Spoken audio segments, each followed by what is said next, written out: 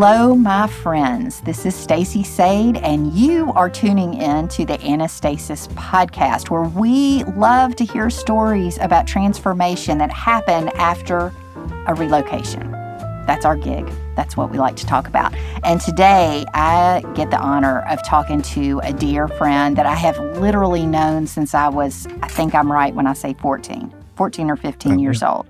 Maybe you were 14 and I was 15. I can't remember, but it's been a minute. I'm not 15 anymore, so it's been more than a while. This is Steve Fracchia, and Steve Fracchia is the executive director of a beautiful retreat center, Our Lady, Queen of Peace. Queen of Peace. It is a beautiful name, and I stumble over it every time because I want to start with the word queen. I don't know why. But Our Lady, Queen of Peace, it's a retreat center in the Memphis Mid-South area. It's going to be very near the new Blue Oval development that is coming to Memphis. We're all very excited about it. And Steve has taken on this new position, which is a little bit of a change.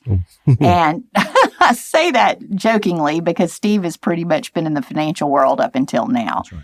Dollars and cents, and now we're headed straight to spirituality and restful places. That's right. But anyway, we're going to talk to Steve Fracchia, who is going to talk to us about how his life has changed after a relocation that he and his family have taken, both professionally and personally. And I just want to introduce everybody to Steve Fracchia. Thank you, Stacy. So I was thinking about that on the way over here, is how long we've known each other, because a big part of all of this is about what I will call the Tau, T-A-U, which is the last letter of the Hebrew alphabet. And part of this story goes back to my time in Assisi a year ago and learning about St. Francis, but also learning about the Tau. And the Tau is basically the journey. It's God's providence and how he interjects people into lives. And it could be a number of years, like back in our teen years until now, when that kind of resurfaces and rebuilds. So all that is a big part of it. Oh, I love that. I love that. Well, we're going to take a break for just a minute. And when we come back, Steve's going to talk to us about what his journey has been like to this new place and how it started with a personal home move was a piece of the puzzle. So when we come back, Steve Fracchia, Executive Director of Our Lady, Queen of Peace.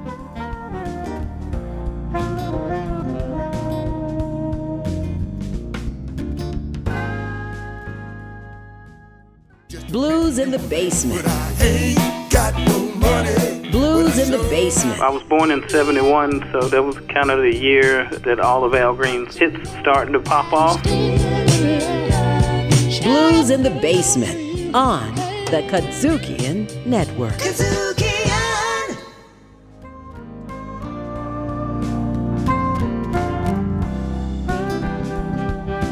Okay, everybody, we're back. So, Steve, talk to me about what on earth started the process. Was it a move to a new house? I know you guys have just moved recently. Or did the move happen after you decided to professionally take a new position? So the move happened after. Okay. And really it happened as Kim and I kind of stood back earlier this year and said, where are we with life? And these transitions of kids really is this major chapter. Katie's wrapping up her senior year at St. Agnes at the time. Thomas was about to graduate and come back to Memphis, and Will is getting ready to be done. We really, said, hey, we're both about to turn 55, and what do we want to do next? We can't abandon our children, but we definitely... No, people will talk. But we definitely want, they acknowledge and honor that as well. But it was a decision that I think was really brought on by Kim going back to work. She's in her 4th year currently in counseling at St. Agnes High School. And me saying, I have been called to a vocation outside of the business world. Didn't know what it was at the time, but all of that said, as we look at transitioning to our next chapter, the physical house and where we've been for 12, 13 years, it served a great purpose, but it was time to say, okay, simplify, downsize a little bit, make sure the kids are still very comfortable when they come home, and just make that next step to a more manageable place as we progress on. Right. Yeah. I mean, we do get to a stage where we're not entertaining as much. And when I say entertaining, I mean 20 kids over for a swimming party, things like that. Yeah. So that's what led to it was our vocational shift at this stage of life, which said, okay, the house is definitely going to be a part of that equation. So that's where we began the process. Okay, so that was the beginning of the conversation. Mm-hmm. And once you guys, so you sat down, Kim is Steve's very lovely wife, who we're mentioning and not saying her proper name. St. Agnes is a private Catholic school in Memphis that I actually attended at high school, and Kim is now the guidance counselor at, just to give some background to our listeners. But here you guys are making these choices. And so the choice for vocation, the choice to downsize, that preceded your personal move, correct? That's correct. So all that kind of was decisions number 1 and 2. From there, we said, yeah, you know what? This house is too much. We always talked about doing something once Katie got out of high school. So, the timing just totally lined up to begin to step through that. Perfect. That sounds so reasonable. So you guys are doing that, and you're still, if I'm not mistaken, you still have the question mark about what the vocation will actually look like. Am I correct? That's right. So I guess a couple things. One is once we decided to move on with the house and involved our realtor and started taking those steps.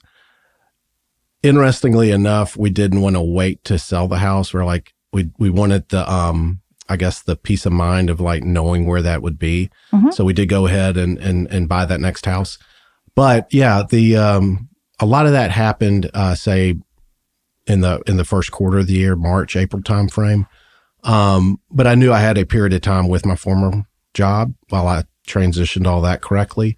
So nothing felt rushed or pushed. It was just a nice glide path of I know I'm going to do this. I started back to school. I'm getting my master's at Franciscan University in Steubenville, in an area called Catholic Studies. I'm, I was about 2.5 months into all of that. So, just totally helping with this house move and Katie's, last term at St. Agnes. Really not knowing what the next, or what that meant with vocation other than, hey God, what is my highest and best use for you for the rest of my career? Mm-hmm. And that's where it was when this latest Our Lady Queen of Peace thing came up.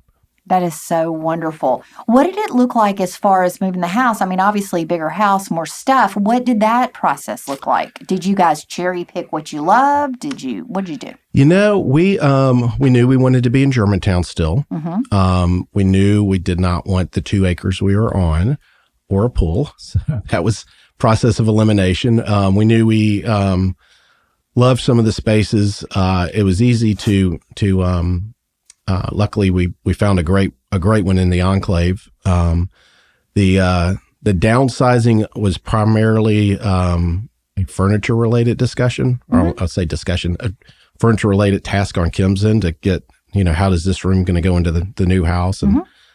It was almost a plug and play. It's almost like we'll take this whole set and stick it there. So, from there was a matter of her deciding, hey, what is not going to be in the new house, which was perfect because down the road, she ended up putting together part of her office at St. Agnes with part of our furniture. And luckily, what I stumbled into at Our Lady Queen of Peace was a 3-bedroom house that was the original farmhouse that had basically been left to collect dust that we've now renovated and totally brightened up.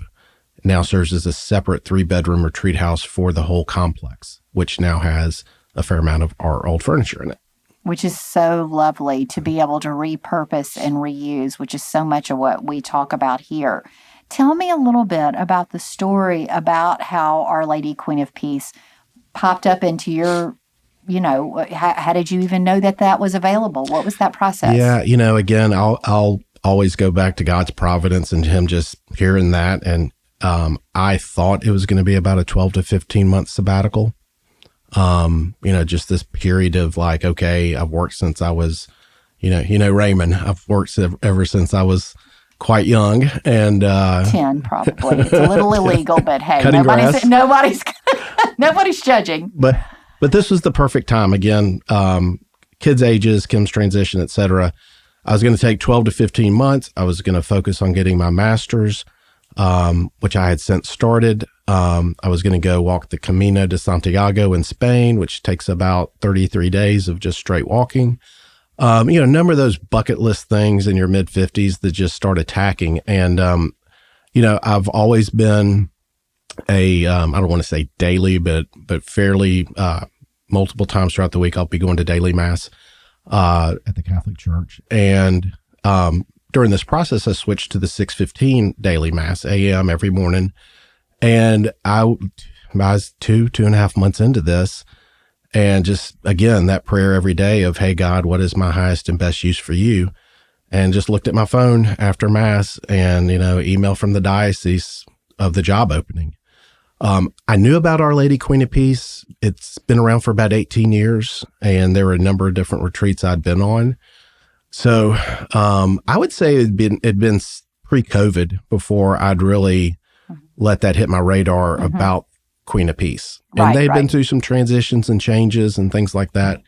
But it just kind of like sat with me and put the phone away. I said, no, hey, God, we're taking a year, right? We're going on a sabbatical. We're not jumping back into anything.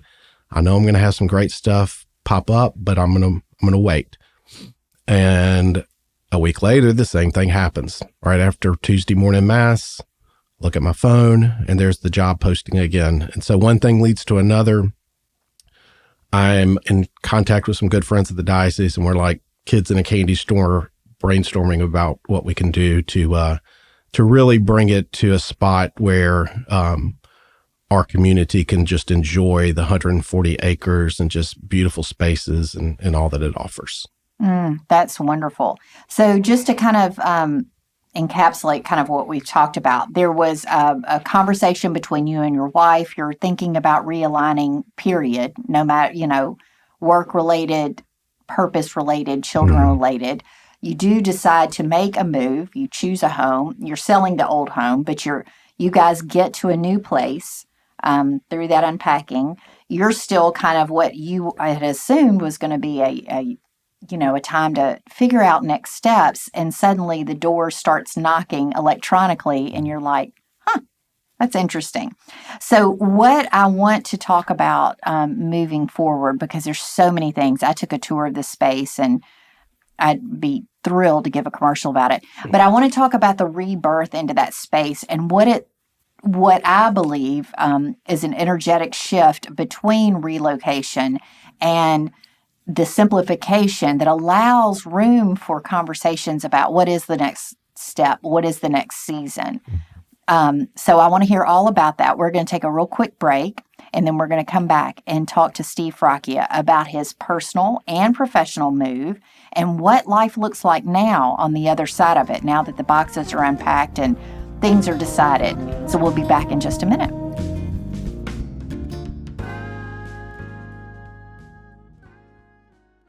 This is a journey. Let me take you on a journey.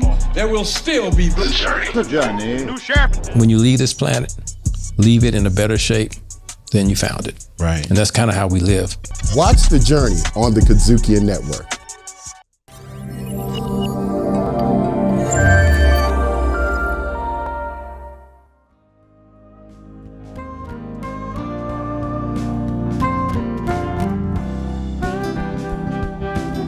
Welcome back to the Annestasis podcast. I'm Stacy Sade. I'm here with Steve Fracchia, the executive director of Our Lady Queen of Peace Retreat Center, and we're just unpacking his story of transformation through relocation.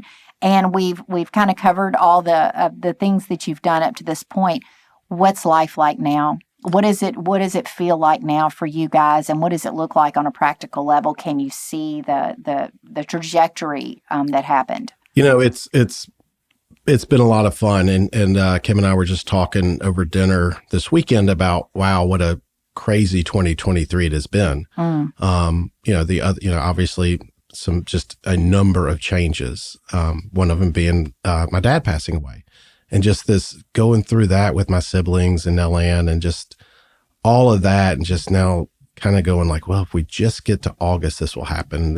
Just get to October, and it's interesting because on the one hand, it's been very methodical, but on the other hand, you're like, wow, and this popped up and that popped up. And, it's really been a great journey. But where it is now, as far as professionally, it's in a great spot. I couldn't be happier. Just some things that I learned about like the just have to do, promotions, marketing, found a great graphic artist that she had just been on a retreat like 3 weeks before I started. Her name is Shannon Lowry, and she does amazing work.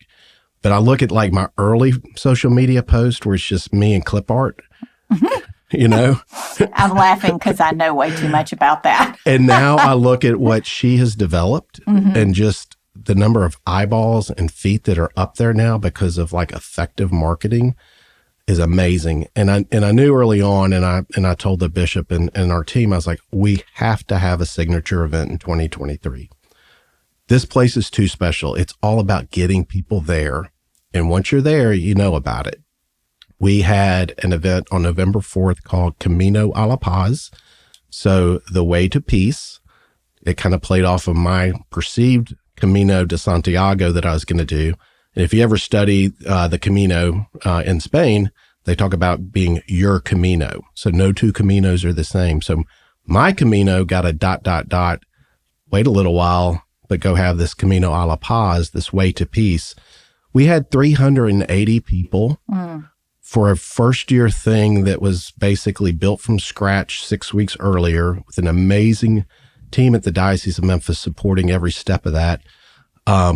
So totally achieved having something to market, having something to advertise, getting people up there, pivoted right away to a Advent retreat where we had both the Friday night group and then a separate Saturday night group.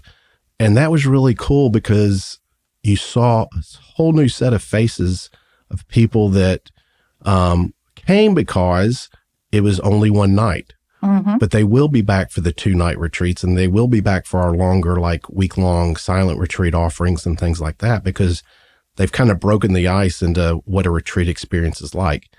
Plus, we advertised really hard with Buster's Butcher Shop and Buster's Liquors, and so everybody had a great time in addition to some good spirituality over that night and morning format.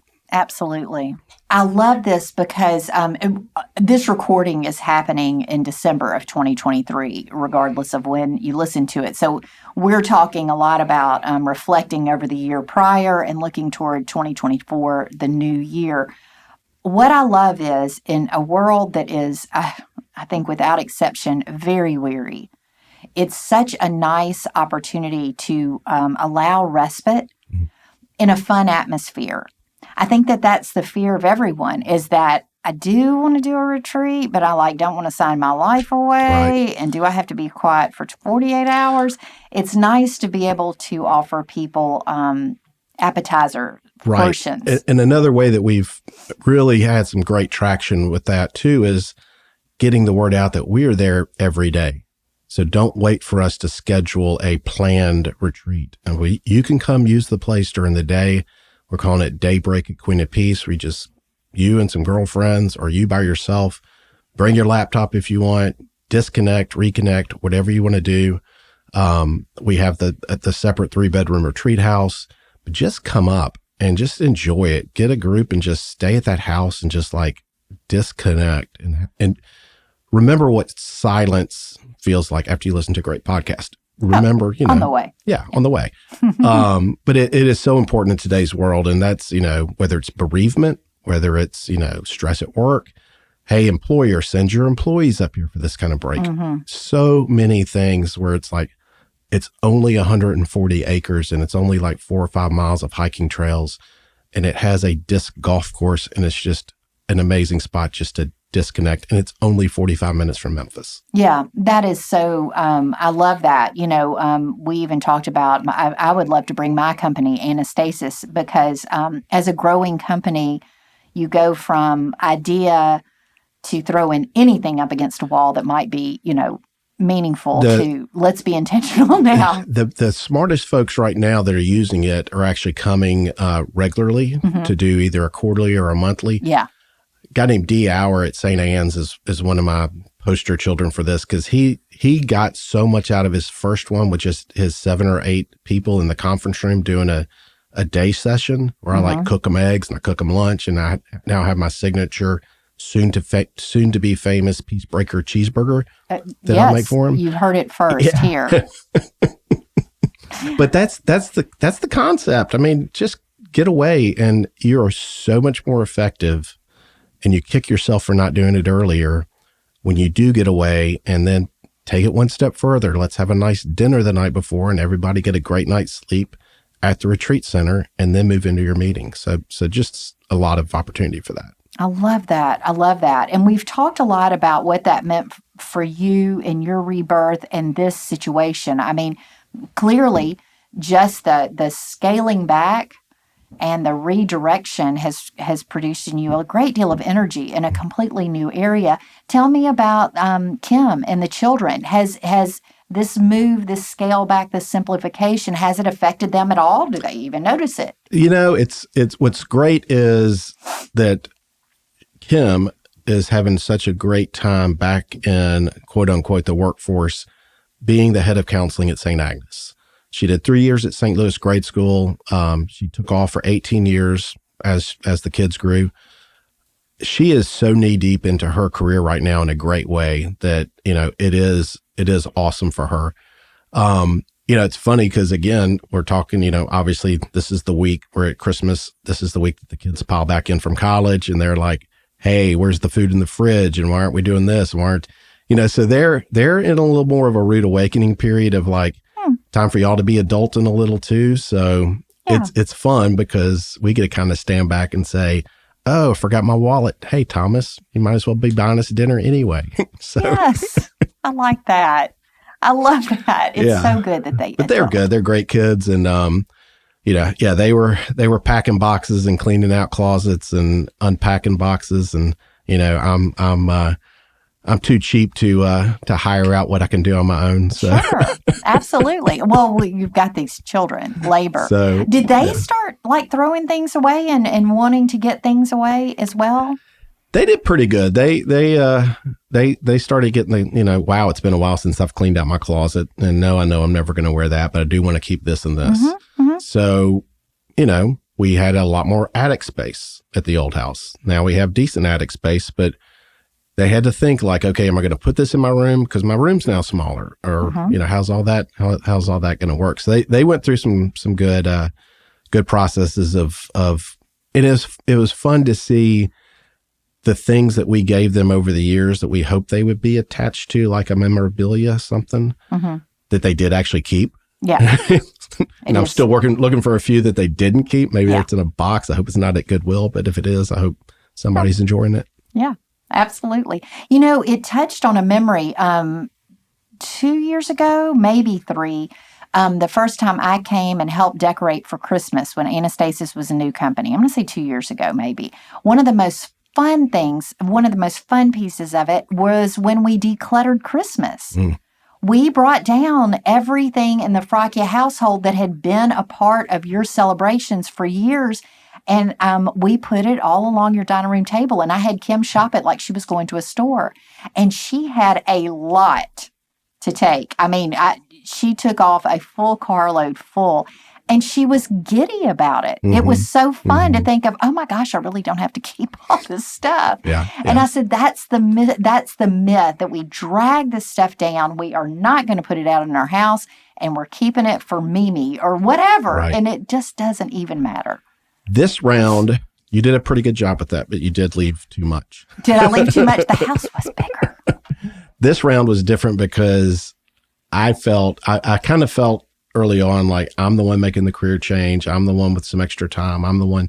So I'll take care of this and that. And I couldn't get her up into the attic. It was, well, first of all, it was June, July. So it was kind of warm. But so I was like, if you don't come up here, I'm just going to have to make decisions. And you know what happens when I make decisions. So boy, I got rid of a lot of stuff. And so you did the second layer. I've been holding my breath, but I don't think we've actually gone out and rebought a lot of Christmas stuff this year. Good. So I think that she has had a great time putting up what we have and what's been the most meaningful. So it's mostly been like silverware and dishes and stuff that she can't find that I really don't think I threw out, but she thinks I did.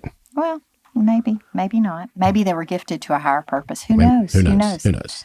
Well, this has been a fun and insightful conversation with you. I love hearing about lives changed. I love hearing about how we can get fresh new perspectives, especially spiritually, when we lighten our loads physically. It's not intuitive that smaller home, less stuff, more freedom, more brain space, more heart space to really do those things that we feel called to do. And yet it's as real as, it's very real. Don't take this as an expert opinion, but I will say that I saw or listened to something right there at the end of last year, and they said pick your key virtue that you really want to focus on in this next year, and it was abandonment. I don't know why. I guess I know why, but it was abandonment. It was also this whole thought of detachment, and so. That really happened. And it's amazing, whether it's fasting or giving something up or giving something away, the abandonment and detachment, I think God truly gives us to show us. Once you do that, you get so much more back in return that it's priceless. 100%. I've played around and been using that intermittent fasting over this year, and it's incredible how much energy I have, which is, again, just right. It's the same dynamic. And psychologically, you can do it, and you can also do without what you were thinking you couldn't do without. Exactly. 100%. Well, that's the takeaway. That's right. That is the takeaway, that there is more life to be lived with less stuff, less food, less whatever it is that's holding us back. And for you, I know the Catholic Church at large and also the community at large. I'm not Catholic by birth certainly at all. all. Community at large for sure. The community at large just can benefit by what you are doing and the passion at Our Lady Queen of Peace. And so we're thankful for your time. I'm glad you mentioned that, because it is about the community at large. We do have a lot of great Catholic stuff, but I welcome all good people to come up. Yeah, retreat is retreat is retreat. Yes. So that is lovely. Well, thank you for your time. Thank you. It's always good to visit with you. Well, I enjoyed it. Yeah. And so, guys, you've been listening to the Annestasis podcast, where we unpack life transformations through relocation. This is Stacy Sade. We will be back next time with another thrilling and exciting guest, of course, with a beautiful story of transformation. Thank you for listening.